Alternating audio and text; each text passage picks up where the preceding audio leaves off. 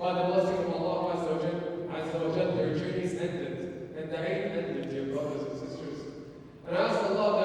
indeed He accepts their efforts and that He accepts their du'as, that they indeed come back rejuvenated, and as the Prophet ﷺ promised, as those who are newly born, as those who are newly born.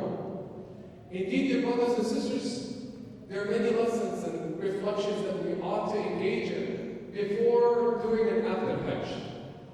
Because this is a transformative journey, an experience that each and every one of us desperately needs. But amazingly, dear brothers and sisters, when the Prophet ﷺ says that whoever performs a Hajj Mabrur, a good accepted Hajj, free of obscenities and vulgarity and anything that displeases Allah, those who have gone there, indeed haven't left everything behind.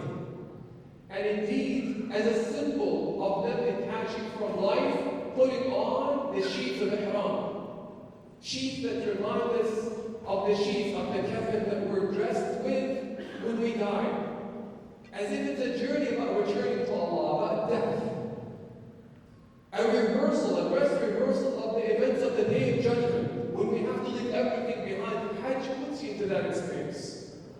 And the Prophet ﷺ says that whoever undertakes it with that intention and goes there for the sake of Allah, not worried about the harm or the crowds, but they're there for the sake of Allah. To say that, "Beg, oh Allah, at your service. You've asked me to be here and I'm here." They're indeed promised to be as sinless as a newly born, a new page in our lives. This Hajj, dear brothers and sisters, first and foremost, it is about renewal. Because you and I desperately need renewal and hope in our lives, even when we give up on ourselves. Allah never gives up on us. Allah is ready to change our lives and turn it around in an instant when we decide to change our lives. Among the things that the pilgrims do, and please, dear brothers and sisters, when they come back, sit and talk to them. Because we need to be inspired and reminded. We need to be inspired and reminded in the midst of this life that is very challenging. Among the things that they do after they circumambulate, they do their tawaf around the Kaaba, is to go, and as Allah says in the Quran, to visit Maqam Ibrahim, a station, simple station, where if you look inside, you can see a stone with his footprints in the stone, etched into the stone. Allah commands the believers, their brothers and sisters, to pray there.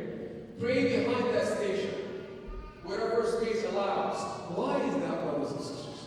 Because Allah, to change our lives, reminds us of an extraordinary story of our father, Ibrahim, and his wife Hajar. And what they went through, to allow this place to be the Qibla, that we turn our bodies and hearts to. Indeed, it was a family that also struggled, dear brothers and sisters. Ibrahim and his wife and his children struggled in life. They had intense love for each other as a family. And they had incredible reliance on Allah Azza wa Jalla. And it says that Allah is telling us, look at what I'll do with your lives if you come sincerely to me. Look at what I'll do with your lives if you make an effort and place your hopes and dependencies on me. I'll make the impossible possible. Indeed. Ibrahim alayhi salam at his old age, brothers and sisters, and I want you to compare this to your situation. We think that no one faces the difficulties that we're facing. No one faces the grief that we're facing. No one is worried about our children not like we are. Every single one in this masjid has enormous challenges. Every father or mother in this masjid right now are worried about their children and their future, aren't we? Every one of us is afraid of the future and uncertain. Everybody's just grappling with life. Allah says your father Ibrahim was in the same situation. Your mother Hajar was in the same situation. And indeed, at his old age, his wife couldn't bear children, dear brothers and sisters. And he was desperate as any human being for a child. He wanted a child, but he wanted a child that carries the Prophet after him. And he wanted a child on this earth who could remember Allah. So what does he say in his 80s? In his 80s, never giving up, dear brothers and sisters. These are his thoughts about Allah. He says, Rabbi, habli min as-salihin. Oh my Master, oh my Lord, grant me from the righteous.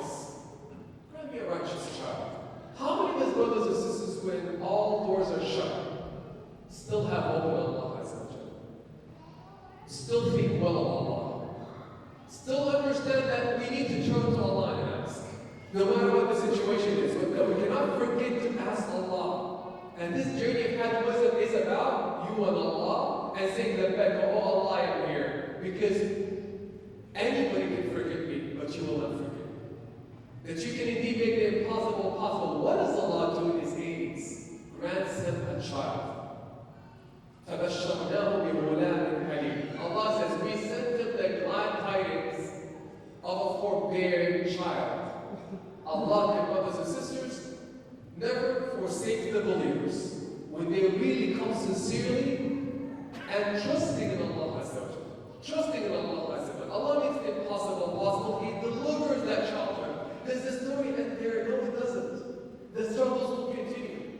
And Allah commands Ibrahim to take that child that he's been asking for throughout his life and his own wife and leave him in a barren desert. I want you to think of your struggles again and compare it to this. Where you're being commanded, dear brothers and sisters, to take your own family that you dearly love and place them in conditions that will definitely ensure their death. Barren desert of Mecca, when there was no human being, no buildings, no plants, no nourishment, no food or no drink. And He says, leave them here and depart. Ibrahim, dear brothers and sisters, wasn't a machine, a human being who indeed trusted in Allah, but his heart was in love with his family, and he was concerned for them, just as we're concerned for our children and our spouses. Was he not sad? Of course he was sad, but he trusted in Allah Azza wa Jalla. His wife looks at him, asking and wondering why he's leaving. And then at the end she asks him, oh Ibrahim, did your Lord command me to do this? And he nods in approval that indeed it is Allah. And then she says, go ahead. Allah will take care of us. And soon indeed their provisions will run out. But imagine the heart of a father who's now leaving his wife and his child in a barren, empty desert, with its heat, with little provision. Where does he turn, brothers and sisters? Once again, we see Ibrahim, who saw Allah give him a child when he asked. When he saw Allah taking him out of the fire, when his own community placed him in the fire to kill him. He saw Allah taking care of him and rescuing him, and he saw Allah and witnessed Allah in His mercy fulfilling his request for a child. Would he not trust? Absolutely. Allah has already demonstrated to us, dear brothers and sisters, that He takes care of us. But we need to turn to Allah Azza wa Jalla and learn that grand lesson that Allah will never forsake you. What does He say, dear brothers and sisters? Turning to Allah in desperation, He says, Rabbi, إني تركت من ذريتي بواد غير ذي زرع عند بيتك المحرم ربنا ليقيموا الصلاة فاجعل أفئدة من الناس تهوي إليهم وارزقهم من الثمرات لعلهم يشكرون. Oh my Lord, and it's a conversation. I wonder how many of us have conversations with Allah. When you're afraid, when you're sad, when you're facing difficulty, when your child is frustrated, when you have problems with your spouse, do you turn to Allah with a conversation? Here's what Ibrahim said, oh my Lord, oh my Master, oh my nurturer, I left my family, I left my children in a barren, empty desert or valley for them to establish Salah. He even affirms here that they're there to establish Salah. That's the purpose. And then what does he say? عند بيتك المحرم ربنا ليقيموا الصلاة فاجعل أفئدة من الناس. Oh my Lord, because they by themselves incline hearts of people to come to them. تهوي إليهم.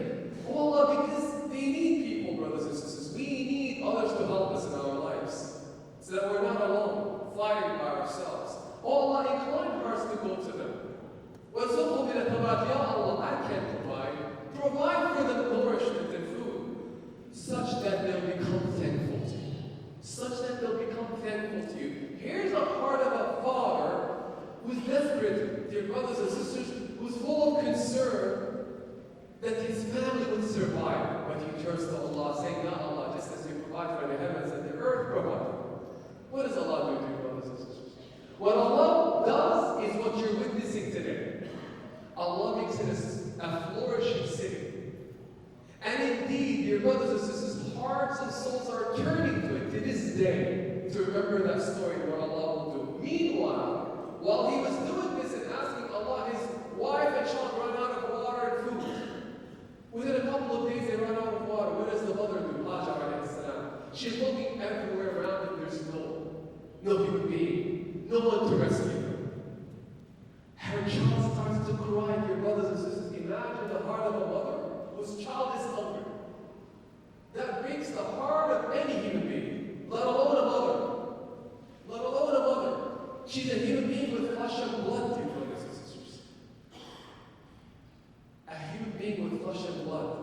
She starts to scramble. What can she muster at that moment but an effort? What's the most she can do? She turned to Allah with a dua, of course. Her heart was on Allah. That's the story of this family. But then she starts scrambling between two hills. Thinking there's water on that side, on a hill, and she runs to it and she finds no water. She looks back and she looks at another hill and she scrambles running back to it. And we know those are the hills of Safa and Marwa. 7 times scrambling. A powerless, helpless woman. Broken heart perhaps. Allah knows what her condition was. As she saw passed by her child crying, how can she help him? She keeps just running back and forth. Even when she knew there was no water, she kept running, brothers and sisters. Allah taught us an incredible lesson. That indeed, what can you muster at the time that you're in? For that woman, it was an effort to run and show Allah, oh Allah, here's the best that I can do. I run, oh Allah, and I take my steps and I show you my effort. I'm not going to sit here and cry. And how many of us are crying because of our conditions and using all kinds of excuses to not move, to not do anything and blame everybody else for our conditions, the conditions within our family, the conditions within our community. We're masters at coming up with excuses. But Allah's looking at you and I to say, what can you muster? It's not about your power, brothers and sisters. It's not about my power. It's not even the efforts. It is whether the heart is trusting in Allah when you make the effort, and number 2, it is to make the effort. To take that step with Allah Azza wa. What does Allah do? From underneath the feet of a child, He makes the water come out, and it is the water of Zamzam that every pilgrim drinks. As a reminder that Allah indeed will open the doors for us, brothers and sisters. Will open the doors. This water is continually being tasted and drunk by people from that age until the end of time. And everyone who does Hajj has to perform the sa'i, the walk, the brisk walk between Safa and Marwa to remember the journey of a woman, a broken, powerless woman who returned to Allah Azza wa Jalla, and what Allah will do with her, and what Allah will do with the husband when he turns to Allah and make his effort. Later on, dear brothers and sisters, Ibrahim cultivates a relationship with his child. The child grows before the eyes of Ibrahim. And you know when your children grow older, you get more attached to them. So he's more in love with his child. And indeed, dear brothers and sisters, Allah tests him with a test like no other. He sees in a dream that he has to slaughter his own child. And that's a lesson we have to remember in Hajj. And he understands the message. I have to go slaughter my own child. Can you imagine? I just got over a problem, a big problem, which is leaving my family, and Allah united him with his family. You would think the struggles of life are over, they're not over. Allah will test him further. Continue to test you. And He says, in a dream, slaughter your own child. What does He do? As a merciful, forbearing father, He goes to have a conversation with his child. How many of us will talk to our children like this? Telling them, oh my child, I had a dream. And in the dream, I saw myself slaughtering a sheep. He's running the affair by his own child. The child who was a prophet and himself understood. And he says, oh my father, do as you were commanded. He understood that it was about time. But it was a beautiful, sincere conversation, a consultation with a child. How many of us would consult with our children? Run the matters by them. Have a gentle talk with them. That is the type of father that he was. And look at the son that Allah granted. And then indeed, when he was about to slaughter his own child, it wasn't about slaughtering the child. Allah sent a sheep to ram as a ransom. Because it wasn't about sacrificing the child.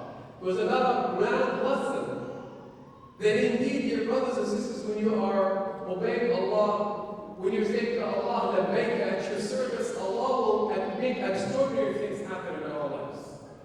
But the question is, on that day of Eid, when many of us went to slaughter, dear brothers and sisters, how many of us thought that that day of Eid on Monday was about learning those incredible lessons about a family that was very concerned about its children, just as you and I are, that we have to sacrifice something, that we have to make steps. That's why we went to slaughter, dear brothers and sisters.